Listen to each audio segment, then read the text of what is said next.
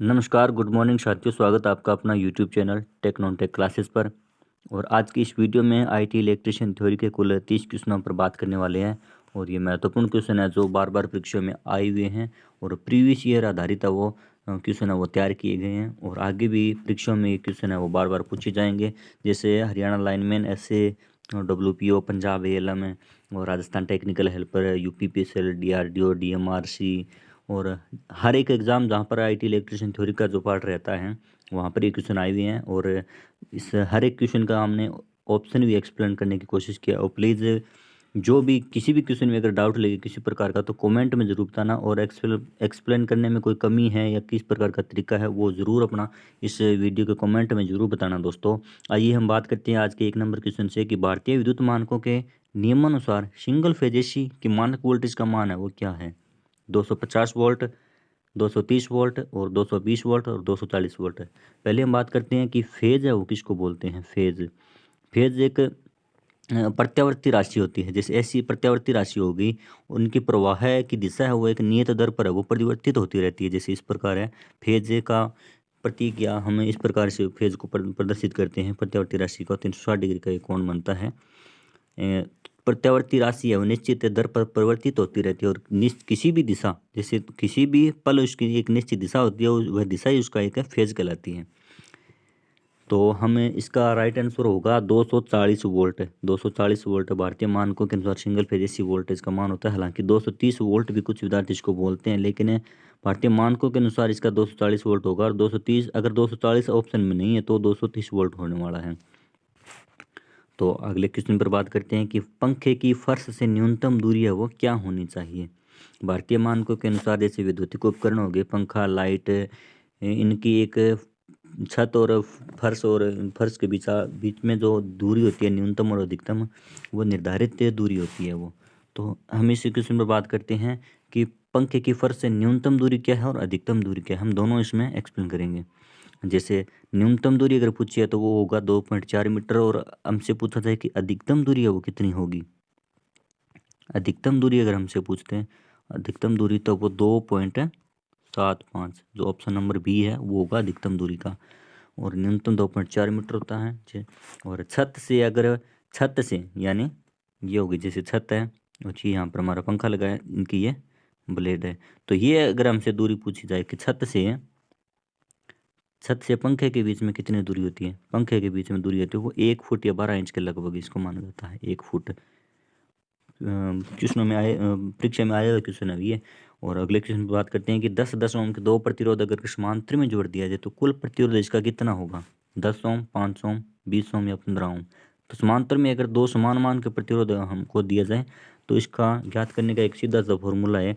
और हालांकि न्यूमेरिकल के तौर पर इसमें यही क्वेश्चन एक बनता है, ज़्यादा से ज़्यादा बार लगभग यही क्वेश्चन बना हुआ है। बनने को क्वेश्चन तो बहुत है, लेकिन ज़्यादातर यही पूछा जाता है, समान मान के प्रतिरोध देकर हमसे उसका प्रतिरोध मान है वो पूछा जाता है। जैसे इसका फॉर्मूला हमको रखना है R1 × R2 बट्टा में R1 प्लस में R2।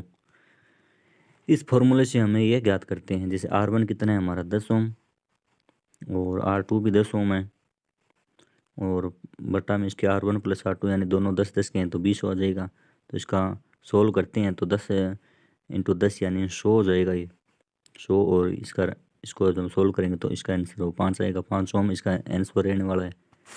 और अगले क्वेश्चन पर बात करते हैं कि एक DC शंट मोटर में आर्मेचर की धारा वो क्या होती है।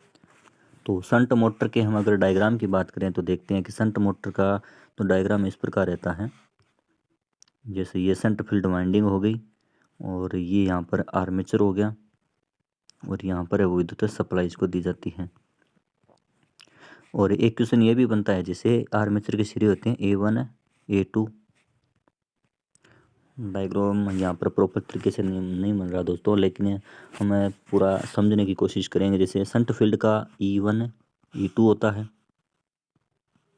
और यहाँ पर इसको सप्लाई दी जाती है प्लस माइनस। तो शंट फील्ड वाइंडिंग है वो और आर्मेचर दोनों एक दूसरे के समांतर में जुड़े होते हैं। और शंट मोटर की सबसे अच्छी विशेषता है कि नियत घूर्णन गति वाली मोटर है ये। नियत घूर्णन गति वाली मोटर है ये। और इस मोटर का मान गति का मान है वो पूर्ण लोड से शून्य लोड तक है वो हमेशा नियत रहता है। इसकी सबसे बड़ी विशेषता और इसी विशेषता के कारण वह लगभग इसी मोटर को काम में लिया जाता है। और हमसे अगर पूछा गया है कि जिस शंट मोटर में आर्मेचर धारा है वो किस तरह हम ज्ञात करते हैं। शंट मोटर में आर्मेचर धारा ज्ञात करने का सूत्र हमसे पूछा गया है और बहुत बार ये सूत्र है वो पूछा जाता है। तो सीधा सा फंडा है कि इसको याद रख लीजिए कि आई ए बराबर I L minus I S H होता है। पूरा एक्सप्लेन हम थ्योरी की क्लास में करेंगे।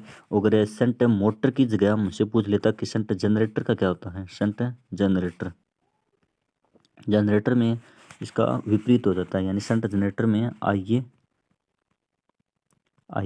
ए बराबर आई एल यानी आर्मेचर की धारा और लोड की धारा प्लस में हो जाती है। यहाँ पर माइनस है और प्लस में शंट फील्ड की धारा, शंट फील्ड की धारा, क्योंकि मोटर में हम सप्लाई देते हैं और जनरेटर से सप्लाई हम लेते हैं, इसी कारण ये विपरीत हो जाती है। और अगले क्वेश्चन में बात करते हैं कि लेक्लांची सेल में प्रयुक्त किया जाने वाला एनोड है वो किसका बना होता है। लेक्लांची सेल में प्रयुक्त किया जाने वाला एनोड है वो किस धातु का बना होता है। तो लेक्लांची सेल एक प्राथमिक सेल की श्रेणी में आता है, प्राइमरी सेल है ये, प्राथमिक सेल की श्रेणी में आता है और इसमें दो प्रकार के दोष पाए जाते हैं। तो दो दोष कौन से, एक तो हो गया ध्रुवाच्छादन दोष, ध्रुवाच्छादन दोष होता है इसमें, और एक इसमें स्थानीय क्रिया दोष भी पाया जाता है, स्थानीय क्रिया दोष। अलग अलग सेलों में अलग अलग कुछ दोष पाए जाते हैं, उनको दूर करने की विधि और पूरा एक्सप्लेन हम थ्योरी की क्लास में करेंगे। तो लेक्लांची सेल में प्रयुक्त किया जाने वाला एनोड है वो किसका बना होता है, इसका राइट आंसर है कार्बन रहने वाला है, कार्बन का बना होता है एनोड। और अगर हमसे पूछे कि कैथोड है वो किसका बना होता है, कैथोड जस्ते का बना होता है, कैथोड है वो जस्ते का बना होता है, तो इसका राइट आंसर है कार्बन रहने वाला है। अगले क्वेश्चन बात करते हैं कि प्रति सेल अगर 5 वोल्ट के 5 सेलों को समांतर में जोड़ने पर कुल विद्युत वाहक बल वो कितना होगा, यानी प्रत्येक सेल का वोल्टेज है वो 5 वोल्ट है, तो 5 सेलों को समांतर में जोड़ेंगे तो कुल ईएमएफ या वोल्टेज कितना होगा। तो समांतर में हम जैसे पता है कि समांतर में वोल्टेज है हर जगह समान रहती है, वोल्टेज समान रहती है, सेल चाहे कितने भी हो तो वोल्टेज हमारी समान रहने वाली है, इसका राइट आंसर 5 वोल्ट होगा। और अगर पूछ लेते हैं कि श्रेणी में, तो श्रेणी में धारा समान रहती है, ये भी क्वेश्चन बनता है कि श्रेणी में, हाँ यही क्वेश्चन बोलकर उसकी वो लैंग्वेज और लेवल है वो बदल दिया जाता है। और क्वेश्चन हमसे यही पूछा जाता है, लॉजिक है वो यही रहता है कि श्रेणी में धारा समान होती है और समांतर में वोल्टेज समान रहती है। तो श्रेणी में अगर जैसे पूछ ली कि 5 उपकरण लगे हैं, 4 उपकरण लगे हैं, उनमें से धारा प्रवाहित हो रही है, तो एक में अगर इतनी हो तो 500 में कितनी होगी, उतनी होगी जो एक में हो रही है। तो श्रेणी में धारा समान होती है और समांतर में वोल्टेज समान होती है। अगले क्वेश्चन में बात करते हैं कि लेड एसिड बैटरी की चार्जिंग अवस्था की जाँच हाइड्रोमीटर से करने पर हाइड्रोमीटर का फ्लोट है वो जिसमें पूरा डूब जाता है, तो इससे क्या पता चलता है।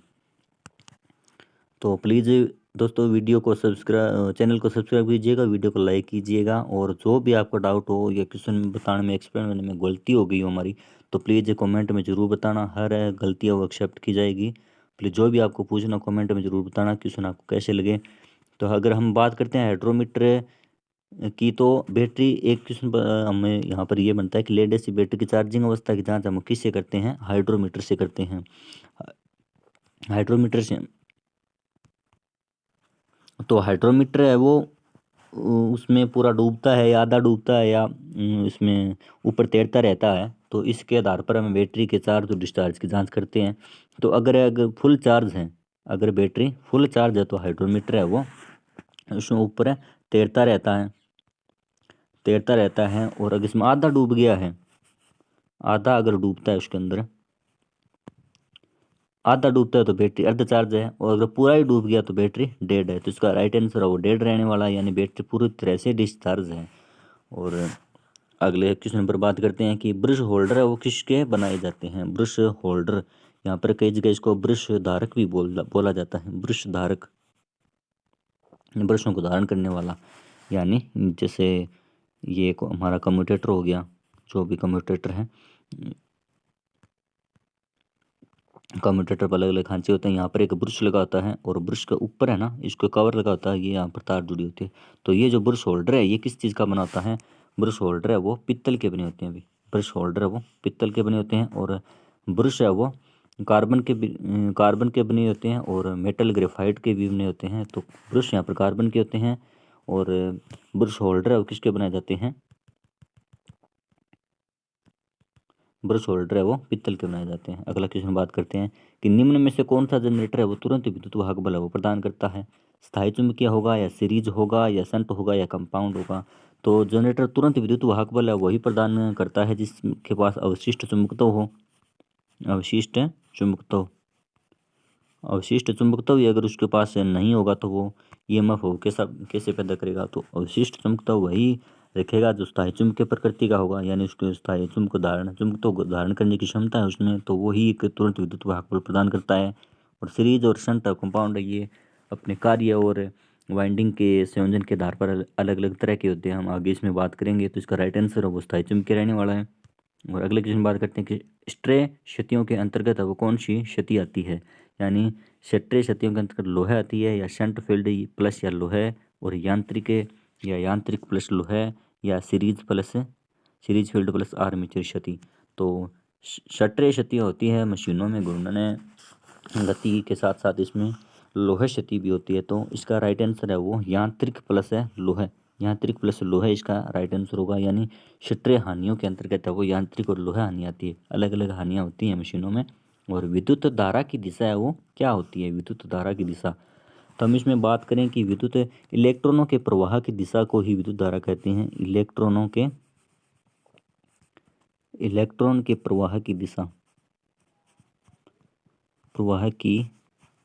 दिशा ही विद्युत धारा होती है। इलेक्ट्रॉन का आवेश है वो ऋणात्मक होता है, यानी इलेक्ट्रॉन का आवेश है वो ऋणात्मक होता है, ऋणात्मक आवेश होता है इलेक्ट्रॉन का।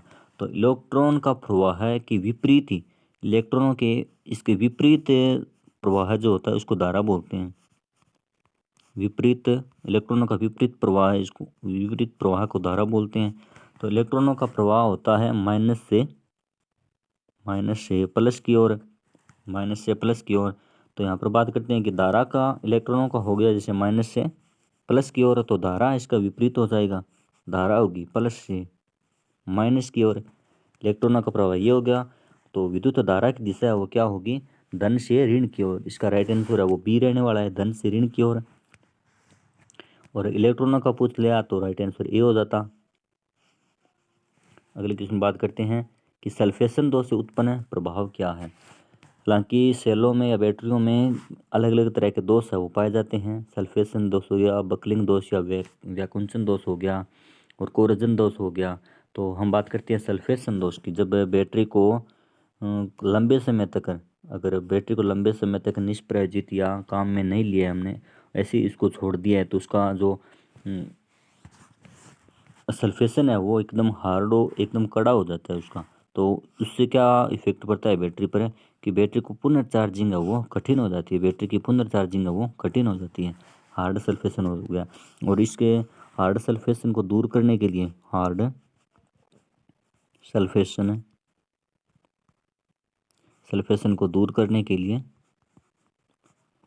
दूर करने के लिए हमें ट्रिकल चार्जिंग विधि काम में ली जाती है।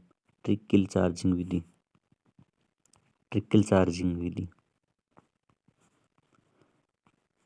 चार्जिंग विधि कौन सी होती है कि कम मान की धारा बैटरी को लंबे समय तक दी जाती है, वो उसको ट्रिकल चार्जिंग बोलते हैं। तो अगले क्वेश्चन पर बात करते हैं। उसका आंसर पुनः चार्जिंग कठिन होती है अगर हार्ड सल्फेशन दोष हो गया बैटरी को तो। और अगर यदि किसी चालक में धारा का मान अगर 0 हो और प्रतिरोध इसका 20 हो तो चालक के सिरों पर विभवांतर का मान है वो क्या होगा। ये क्वेश्चन हमसे पूछा गया है, यानी V का मान हमसे पूछा गया है। तो सिंपल सा क्वेश्चन है दोस्तों। ओम के नियम के अनुसार V बराबर क्या होता है, I इंटू आर होता है। V बराबर IR। अगर हमसे वोल्ट पूछ गई है तो I इंटू आर को हम गुणा कर देंगे। तो I का मान हमें बताया गया 0 और प्रतिरोध का मान यहाँ पर 20 है। तो किसी भी राशि को अगर 0 से गुणा करते हैं तो वो खुद ही 0 हो जाती है, यानी इसका राइट आंसर होगा 0 वोल्ट होगा। और 0 वोल्ट का ऑप्शन है यहाँ पर नीचे है, यानी 0 वोल्ट इसका राइट आंसर रहने वाला है 0 वोल्ट।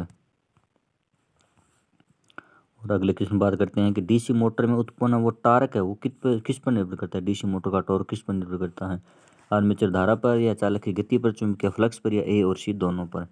तो डीसी मोटर में उत्पन्न टॉर्क है वो टॉर्क बराबर आर्मेचर धारा और फील्ड का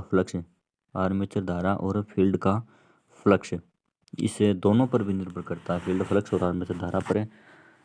इसे आर्मेचर धारा यानी ए हो गया, और चालक की गति इस पर निर्भर नहीं करता। तो आर्मेचर धारा और चुंबकीय फ्लक्स या फील्ड फ्लक्स इसको बोल सकते हैं। इसको राइट आंसर है वो डी होगा। ए और सी दोनों पर है वो डीसी मोटर का टॉर्क है वो निर्भर करता है। अगला क्वेश्चन एक 15 नंबर न्यूमेरिकल क्वेश्चन है। इस पर बात करते हैं कि 4 पोल लेप वाउंड डीसी जनरेटर में 150 चालक हैं और कुल फ्लक्स इसका 0.8 वेबर है और 1000 आरपीएम पर पैदा ईएमएफ का मान है वो कितना होगा 1000 आरपीएम पर। तो इसको हम सोल्व कर सकते हैं। एक फॉर्मूला लगता है इसमें, ई बराबर है फाई जेड एन पी। ये आपस में गुणा में होते हैं सभी, इंटू लगा होता है इनके बीच में, और बट्टा 60 है इंटू ए। तो हम याद कर लेते हैं कि फाई यहाँ पर क्या होता है, फाई कुल फ्लक्स हो गया 0.8 वेबर, और जेड चालकों की संख्या होगी 150, और एन यहाँ पर कुल गति होगी 1000 आरपीएम, और पी यहाँ पर पोल की संख्या होगी 4 पोल। 60 एक नियंतांक है, और ए किसको बोलते हैं, समांतर पथों की संख्या। यानी लेप वाउंड और वेव वाउंड दो प्रकार के डीसी जनरेटर होते हैं वाइंडिंग के आधार पर, लेप और वेव। तो लेप में समांतर पथों की संख्या वह पोल की संख्या के बराबर होती है, और वेव में ए समांतर पथों की संख्या, इसको प्रतीक ए होता है। और यहाँ पर इसको ए बराबर क्या होता है, पोल की संख्या के बराबर होता है, और वेव में ए यानी समांतर पथों की संख्या वो पोल की संख्या के बराबर होती है।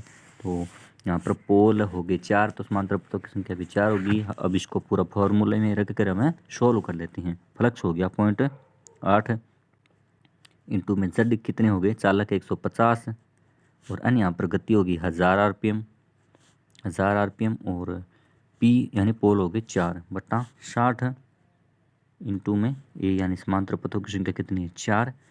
और ये अगर पॉइंट हटेगा तो जीरो नीचे आ जाएगी, और 2 जीरो से हम 2 जीरो कैंसिल कर देते हैं। 1 जीरो ये गई और 1 जीरो यहाँ पर ये गई। तो अब हमें इसको काट देते हैं, और काटने का सोल्व करने का तरीका अपना अपना होता है। अभी मैं अपने तरीके से सोल्व कर रहा हूँ, आप अपने तरीके से भी सोल्व कर सकते हैं। आंसर हमारा उतना ही आना चाहिए। और ये 2 से कट गया, और ये यहाँ पर इसको इससे और इसको इससे, ये बच गया यहाँ पर 50 इंटू 10 यानी 500। ये और ये इनको अब तीनों को गुणा करना है, 50 इंटू 10 इंटू 4। तो इसका राइट आंसर है वो 2000 आएगा दोस्तों। 2000 इसका राइट आंसर रहने वाला है। अगले क्वेश्चन पर बात करते हैं कि विद्युत धारा जनित उसमें ऊर्जा ज्ञात करने का सूत्र कौन सा है। विद्युत धारा जनित उसमें ज्ञात करने का सूत्र होगा H बराबर I square into R into T. तो जल्दी जल्दी हम क्वेश्चन कर लेते हैं दोस्तों, वीडियो ज़्यादा लंबी ना हो। H बराबर I square into R into T इसका सूत्र होगा। H आई स्क्वायर इस प्रकार होता आर इंटू टी। और अगले क्वेश्चन पर बात करते हैं कि वे पदार्थ जो चुंबकीय क्षेत्र की तीव्रता को कम कर देते हैं क्या कहलाते हैं। प्रतिचुंबकीय, लोह चुंबकीय, अणुचुंबकीय, उपरोक्त सभी हम कल की वीडियो में बात की थी कि कौन से किस प्रकार के वो चुंबकीय गुणों के आधार पर वो अलग अलग। लोह चुंबकीय, इनको फेरो चुंबकीय पदार्थ भी बोलते हैं, जो खुद चुंबक बन जाते हैं और चुंबकीय के मार्ग में बाधा उत्पन्न नहीं करते। और प्रति या डाया इसको बोल सकते हैं, डाया चुंबकीय पदार्थ भी होते हैं जो न तो चुंबक बनते हैं न उनको चुंबकीय मार्ग प्रदान करते हैं। जो यही इसका राइट आंसर होगा, जो चुंबकीय तीव्रता को कम कर देते हैं वो डाया या प्रति चुंबकीय पदार्थ कहलाते हैं। और अणु चुंबकीय पदार्थ है, या इनको पेरा चुंबकीय पदार्थ भी बोलते हैं, जो खुद चुंबक तो नहीं बनते लेकिन उनके चुंबकीय मार्ग में बाधा भी उत्पन्न नहीं करते, उनको एक मार्ग प्रदान करते हैं। और इसका राइट आंसर हो गया प्रतिचुंबकीय पदार्थ। अगले क्वेश्चन पर बात करते हैं कि किस मोटर की गति है वो लोड बढ़ने पर बढ़ जाती है। तो इसका राइट आंसर होगा डिफरेंशियल कंपाउंड मोटर रहने वाला है। डिफरेंशियल कंपाउंड मोटर की इसी विशेषता के कारण इसको कम काम में लिया जाता है, लोड बढ़ने पर गति बढ़ जाती है। और यदि चुंबकीय फ्लक्स को फाई से और क्षेत्रफल को ए से प्रदर्शित किया जाए तो फ्लक्स का घनत्व को क्या होगा, फ्लक्स घनत्व बी के बराबर होगा। यहाँ पर हमें फ्लक्स घनत्व का सूत्र हमसे पूछा है, तो इसको फ्लक्स घनत्व बी का सूत्र होता है बी बराबर फाई इंटू 5 बटा में फाइव, बी बराबर 5 बटा में ए, यानी ए एरिया क्षेत्रफल हो गया और फ्लक्स घनत्व हो गया बी चुंबकीय क्षेत्र या चुंबकीय फ्लक्स घनत्व को फ्लक्स बटा में एरिया के हिसाब से इसको चुंबकीय फ्लक्स घनत्व को हमें वेबर प्रति मीटर स्क्वायर में, फ्लक्स को वेबर में और एरिया मीटर स्क्वायर में हमें, तो इसका चुंबकीय फ्लक्स घनत्व का मात्रक हो गया वेबर प्रति। तो दोस्तों आज की वीडियो थोड़ी लंबी हो गई है क्योंकि एक्सप्लेन करने के चक्कर में आगे क्वेश्चन हम जल्दी जल्दी कर लेते हैं। किसी मशीन में एडी धारा है वो पैदा होती है किसके नियम से, एडी धारा है वो लेंज के नियम से वो पैदा होती है। अगले क्वेश्चन पर बात करते हैं कि डीसी शंट मोटर की शंट फील्ड वाइंडिंग का मानक अंकन है क्या होता है। इस क्वेश्चन पर हमने बात की थी E1 E2 और फैराडे के विद्युत अपघटन के नियम के अनुसार कौन सा सूत्र है वो सही है। फैराडे ने विद्युत अपघटन के 2 नियम दिए थे, तो अपघटन के नियम के अनुसार यहाँ पर सही सूत्र कौन सा है, M बराबर जेड आई टी, जेड विद्युत रासायनिक तुल्यांक, आई धारा और टी यहाँ पर उसका समय हो गया। तो इसका राइट आंसर हो सी होगा। चुंबकत्व वाहक बल का मात्रक क्या होगा, चुंबकत्व वाहक बल का मात्रक है वह एम्पीयर टर्न प्रति वेबर होगा। इसका राइट आंसर एम्पीयर टर्न प्रति वेबर होगा। और यदि एक विद्युत उत्पादक मशीन के आर्मेचर पर अगर स्लिप रिंग लगे हो, तो स्लिप रिंग अगर लगे हैं तो उसका आउटपुट है वो किस प्रकार का होगा, यानी वो एसी होगा या डीसी होगा, एसी और डीसी दोनों या पैदा नहीं होगा। तो ये अगर विद्युत उत्पादक मशीन है यानी अल्टरनेटर है, उसके आर्मेचर पर अगर स्लिप रिंग लगे यानी फील्ड है वो घूम रही है, फील्ड घूम रही है, तो वो आर्मेचर से हम सीधा आउटपुट ले लेते हैं, वो एक एसी प्रकार का आउटपुट होता है। तो इसका राइट आंसर वो एसी होगा। अगले क्वेश्चन पर बात कर लेते हैं। आर्मेचर लूप के चालक में किस अवस्था में प्रेरित विद्युत वाहक बल का मान है वो शून्य होगा, यानी जैसे ये चुंबकीय का N सिरा हो गया, ये S सिरा हो गया, और ये एक उस आर्मेचर लूप का ये लूप हो गया। तो क्षैतिज अवस्था ऊर्ध्व या समांतर में अगर किस अवस्था में ईएमएफ का मान है वो कम सबसे कम होगा, ऊर्ध्व अवस्था में। अगर ये क्षैतिज अवस्था में है तो ईएमएफ पूरा काटेगा इसमें से गुजरने वाले का। अगर ये हॉरिजॉन्टल ऊर्ध्व वर्टिकल अवस्था में है, यानी इस प्रकार है, वर्टिकल अवस्था आपको समझ लेनी है दोस्तों। वर्टिकल अवस्था होगी तो ये है वो, इसमें ईएमएफ कटेगा नहीं, और इसमें ईएमएफ है वो कम है या जीरो पैदा होगा। और अगले क्वेश्चन पर बात कर लेते हैं कि ट्रिकल चार्जिंग विधि में करंट है वो कितनी दी जाती है जब बैटरी को चार्ज करते हैं। तो ट्रिकल चार्जिंग विधि से जब बैटरी को चार्ज करते हैं तो उसमें करंट है वो 3% इसको करंट हमें देते हैं। सबसे कम मान की लंबे समय तक धारा देते हैं, 3% धारा होती है वो। और एक विद्युत हीटर है वो 230 वोल्ट की सप्लाई पर 5 एम्पीयर की धारा लेता है, तो इसकी शक्ति खपत हमसे पूछिए। ये छोटा सा न्यूमेरिकल हमसे कई बार पूछ लिया जाता है। तो शक्ति ज्ञात करने का सूत्र होता है P बराबर V इंटू आई। तो वोल्टेज यहाँ पर 230 है और इंटू यहाँ पर 5 है। अगर सोल्व करेंगे तो इसका राइट आंसर हो 1150 आएगा, 1150 वाट इसका आंसर रहने वाला है। अगला क्वेश्चन है कि अर्थिंग है वो क्यों की जाती है, अति धारा से बचाव हेतु या मानव सुरक्षा हेतु, उपकरणों की रक्षा हेतु, बी और सी दोनों। तो अर्थिंग है वो हमें अति धारा से तो नहीं बचाती, अति धारा से बचाने के लिए जैसे फ्यूज़ होता है, एमसीबी होता है, आदि उपकरण होते हैं। ये अर्थिंग है वो मानव सुरक्षा और उपकरणों की रक्षा दोनों की रक्षा करती है। उसका राइट आंसर हो बी और सी होगा। अर्थिंग पर जरूर एक क्वेश्चन परीक्षा में पूछा जाता है, याद कर लेना दोस्तों। और आवेश का प्रतीक चिन्ह हमसे पूछा गया। आवेश का प्रतीक चिन्ह, आवेश को हमें क्या बोलते हैं, कुलाम भी बोलते हैं, कुलाम बोलते हैं। तो आवेश का प्रतीक चिन्ह यहाँ पर है वो क्यू होगा, क्यू कुलाम आवेश का प्रतीक चिन्ह होगा। अगला क्वेश्चन है कि लेड एसिड बैटरी या सेल का पूर्ण चार्ज अवस्था में विद्युत वाहक बल है वो कितना होता है। लेड एसिड सेल बैटरी का पूर्ण चार्ज अवस्था में विद्युत वाहक बल का मान है वो 2.8 या 2.2 वोल्ट है वो कितना होता है। लेड एसिड सेल का 2.2 वोल्ट प्रति सेल का विद्युत वाहक बल ईएमएफ होता है। तो आज के हमारे 30 क्वेश्चन पूरे होते हैं। धन्यवाद दोस्तों, आपका दिन शुभ हो।